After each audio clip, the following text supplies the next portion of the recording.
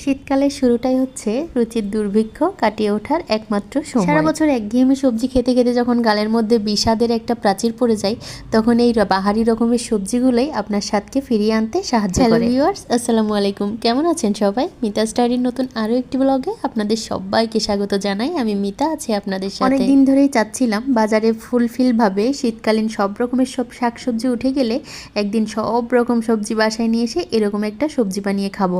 তো যেই ভাবনা সেই কাজ, আমিও নিয়ে চলে আসলাম বিভিন্ন ধরনের বাহারি রকমের সবজি যতটা আমি পেয়েছি আমার কাছে। দেখলেই কেমনটা জানি মন ভরে যাচ্ছে, চোখের শান্তির সাথে গালেরও তৃপ্তি, তাই না? এখানে আমি সব রকমের সবজি একেবারে কেটে ধুয়ে পরিষ্কার করে নিয়েছি, শুধুমাত্র টমেটোটা ছাড়া। এখানে আর যে সব সবজিগুলো আছে আমি গরম পানিতে 50% সিদ্ধ করে নিব। সিদ্ধ হয়ে যাওয়ার পর আমি সেই পানিটাকে সুন্দর করে একটা হাতের সাহায্যে ঝরিয়ে নিব।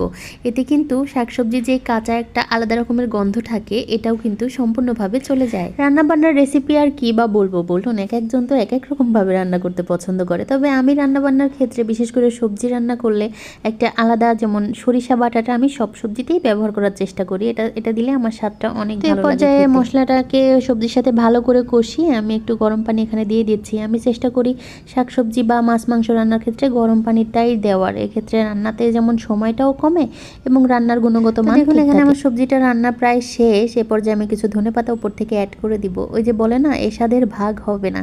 ধনেপাতাটা উপর থেকে ছিটিয়ে দিলে তরকারির স্বাদটা যে আরও কতটা মজাদার হয়, এটা যারা খায় তারাই একমাত্র বুঝবে। এই ছিল আমার আজকের ভিডিও। এতক্ষণ সাথে থাকার জন্য অসংখ্য অসংখ্য ধন্যবাদ।